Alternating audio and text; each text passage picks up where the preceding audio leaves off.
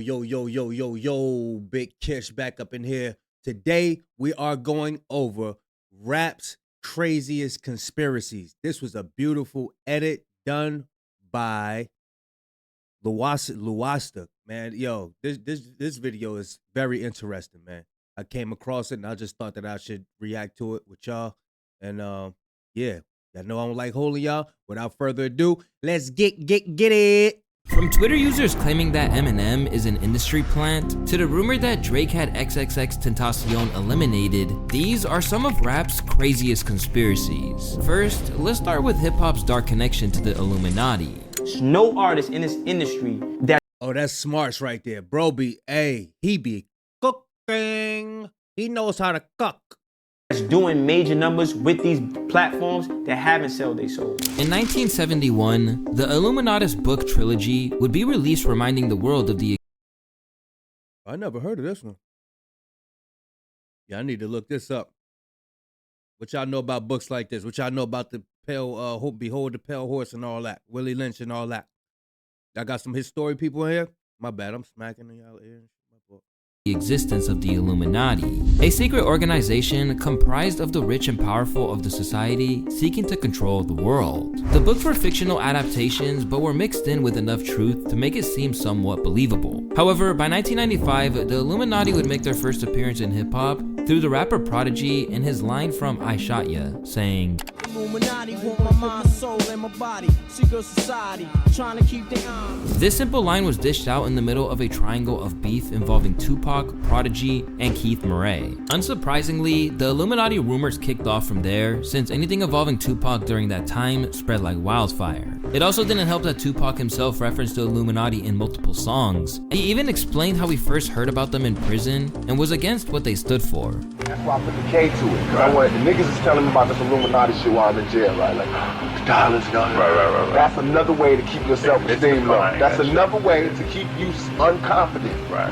And I'm putting the K because I'm killing that Illuminati shit. Since that time, the Illuminati theory has only gotten stronger in hip-hop. From Jay-Z's Rock Nation hand sign depicting the triangle from the Eye of Providence, to Drake's OVO imprint depicting an owl, which was the preferred animal for the founders of the Illuminati.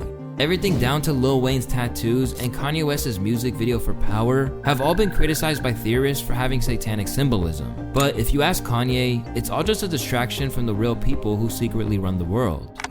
Where do I start? People ask me shit about Illuminati. First off, fuck that.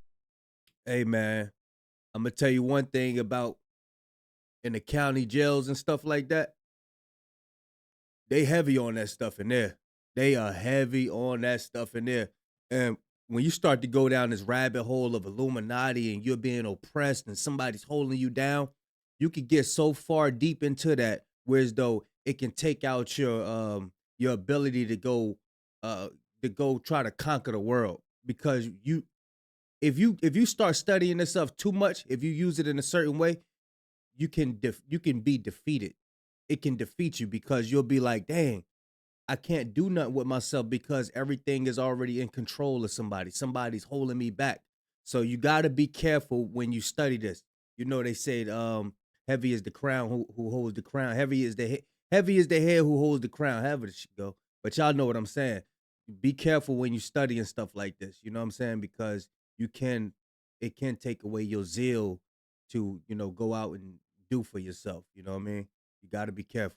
That mean when they think a nigga is stupid rich, people just start coming up with stupid shit. When asked about his ties to the Illuminati in 2015, Kanye West said, if there was actually an Illuminati, it would be more like the energy companies, not celebrities that gave their life to music and who are pinpointed as decoys for people who really run the world. I'm tired of people pinpointing musicians as the Illuminati. However, some artists do quite the opposite, leaning into all the conspiracy theories and even claiming that they are part of the group. This Illuminati flight school, you already heard me. He is in Illuminati, I'm in Illuminati. Yeah, they said, did I sell my soul? Should I just tell them the truth? It's time for me to just keep it 100 with y'all. Yes, I would say this. You got pawns and you got kings and queens. You know what I'm saying? On the big chessboard. These little rappers, they not that. They not that. Are they signed to the people that signed to the people that know the people that know the people who run the world? Of course. You know what I'm saying? Allegedly. Gotta throw that in there, right? They got me in this. I But yeah, don't know. I them rappers and stuff ain't nothing but pawns, man. They don't know what's going on. can't get out of it. I'm getting too much money. I don't want to get out of it. To this day, people aren't really sure whether the Illuminati actually exists or not. Still, most people seem to agree that there is some form of secret organization that influences the industry in some capacity. But where the conspiracy falls short is the idea that every single successful person is a part of said organization. This especially holds true after the release of Cat Williams' controversial interview earlier in 2024. So there was a crossroads where we were both invited to an Illuminati thing, and it had to be one or the other of us, and decisions had to be made. So it was both of us, we were equal. One of us had to cut off all their hair and couldn't do. I think it's to this point where the word Illuminati just get tossed around lightly. Y'all know Shannon Sharp he swung the block. Shannon Sharp start coming for his rights on his videos, man. I used to cover his videos, man. He start coming back on them joints. Nah, you can't do these no more. Do the sideburn thing no more with the points. And the next person they said. And I heard Cat Williams and Shannon Sharp was beefing now.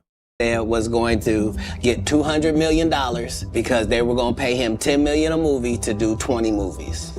Yeah, it's disrespectful because people act like they don't believe in God and hard work. And it only seems like black people do that to each other. It's like, how can you discredit these people for working all their motherfucking life, and now since they doing so well, they gotta be down with the devil? However, there's only one person in hip hop that we can truly label as the devil. He's said to have crushed anyone who got in his way and is currently in prison serving out a 28-year sentence. You see, most people believe that the rap godfather Eazy-E died of HIV. And while this is pretty believable, being that he was known to live a promiscuous lifestyle, fathering 7 children with 6 different women, some people like hip-hop legend Frost strongly believe that there was way more to his passing than people let on. No girl has ever came forward saying that they got the AIDS virus from Eazy or thing.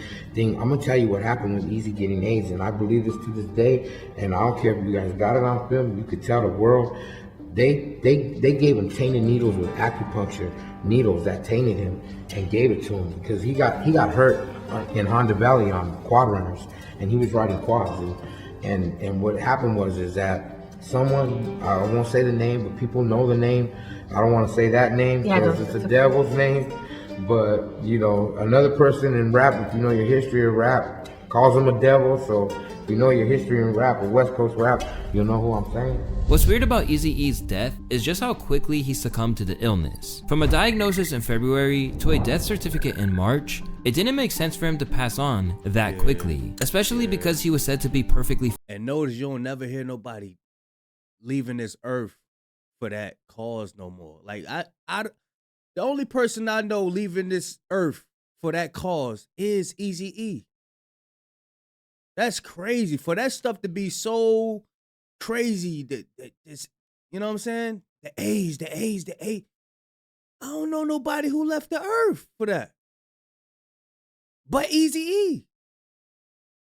It's wild. I know more people who left the earth personally over the than that.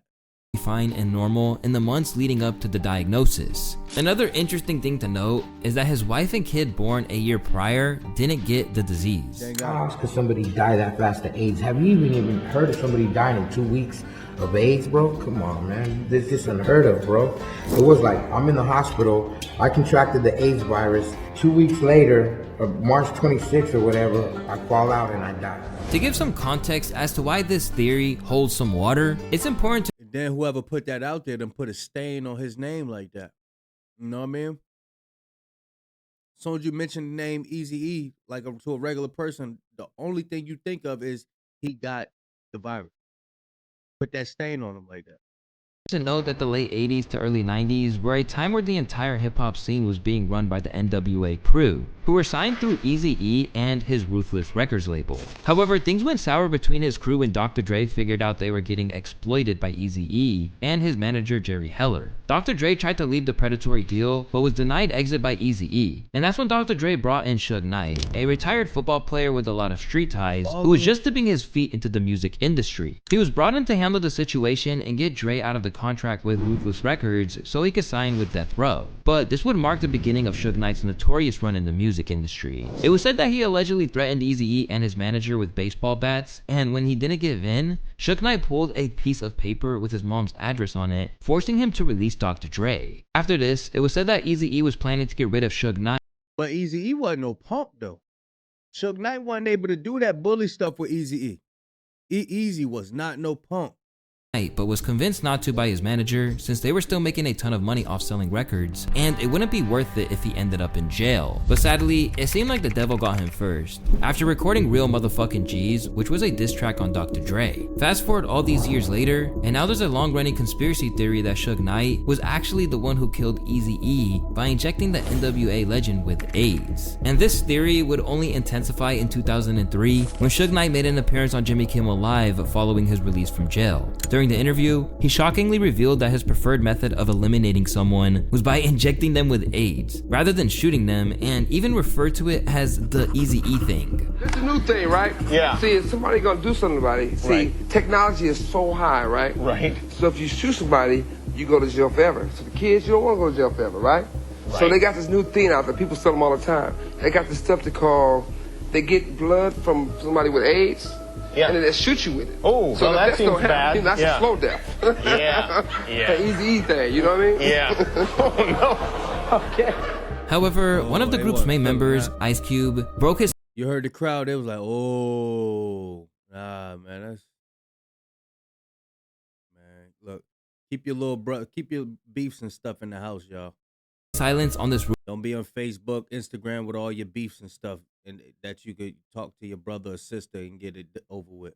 Rumor in May of 2023 on the Impulsive podcast where he said, how would he do that? Through an intravenous needle. And Eazy would never tell anybody that. No, maybe Eazy didn't even know. Because you just poke somebody like and they don't even know. Maybe they were at a club or some shit, you know? Nah, I think if somebody poke you with one of them goddamn needles, you know. You know. Stupid ass. You know. I mean, just say this happened. Eazy would tell somebody, this motherfucker poked me with some shit. No, but it does happen. It does happen in clubs. Remember, Dylan, didn't it used to be a thing for a while where like people were doing that and like you might not even know. Now if he was this. unconscious, and I don't know, you know, it's like, I don't know.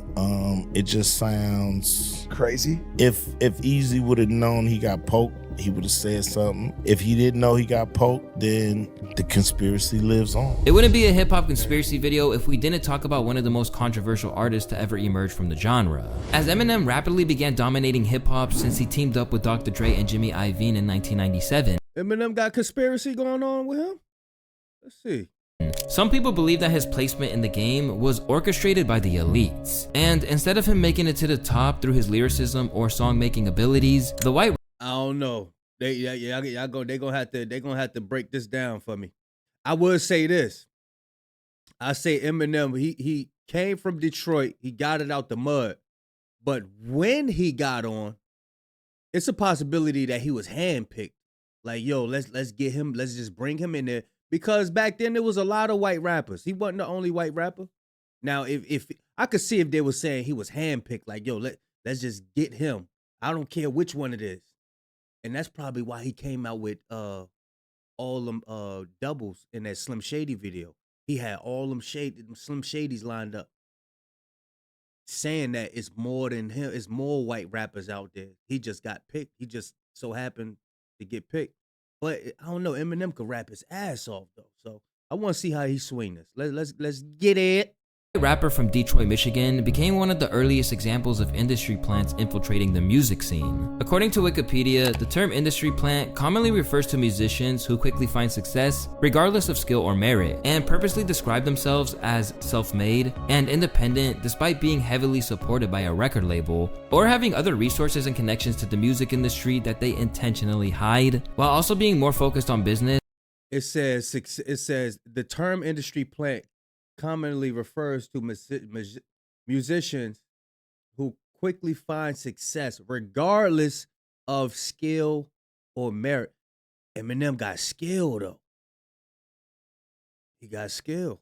Than artistic expression. If you've listened to Eminem for any period of time, you would immediately be able to tell that none of these terms could be used to describe Eminem. While it might seem like he had a quick rise to fame because of the Dr. Dre cosign, people fail to mention the years he spent on the battle rap scene, scrapping by for any opportunity he could get.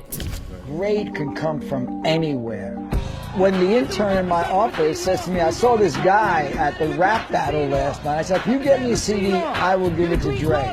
I would go to Jimmy's house and have listening sessions. He was trying to help me figure out where I was gonna go with my music. He would take me down to his garage.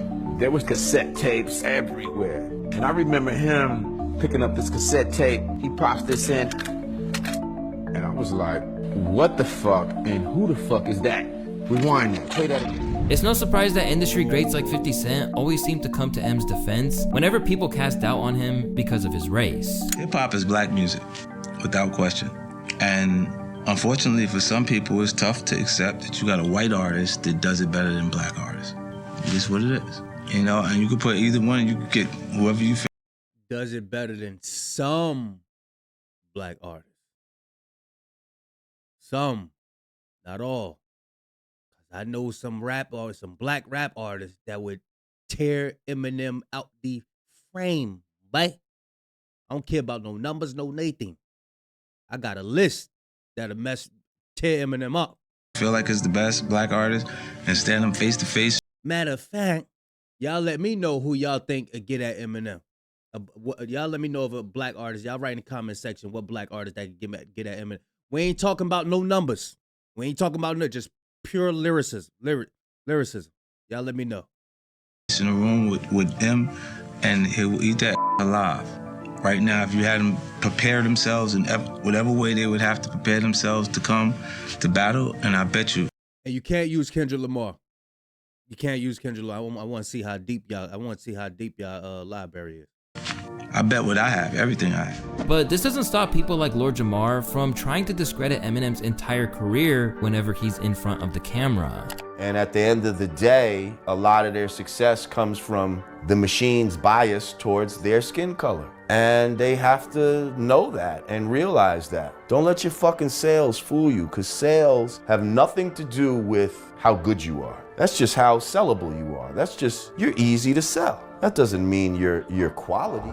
However, Eminem has propagated a few conspiracies on his own. In his viral 2018 MGK diss track, Eminem spits, "Because the day you put out a hit is the day that Diddy admits that he put out the hit that got Pac killed." Although he claimed his bar was just a joke at the end of the song, the seeds were already planted and it got people talking about the mysterious murderer of Tupac Shakur. You see, Tupac and Shug Knight had been in beef with Diddy of Bad Boy Records, which involved a lot of gang violence between the two camps. So when Tupac died in 1996, a lot of fingers were pointed towards Diddy as one of the prime suspects. At the time, there wasn't any proof of evidence tying Diddy to the crime, but as the years went by, with more and more people piecing together the story, a documentary would be released claiming that Diddy was responsible for the crime. When he discussed the documentary on And now we hearing that Diddy's name is coming up in that report that the dude who got locked up, Keefy D. He said Diddy's name came up like 70 times or like 22 times. Don't quote me on that, but yeah.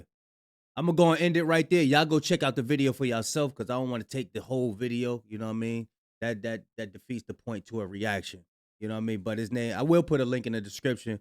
Luwasta, Rap's Craziest Conspiracies. Y'all go check it out for yourself, man. Big Kish signing out. I'm gone.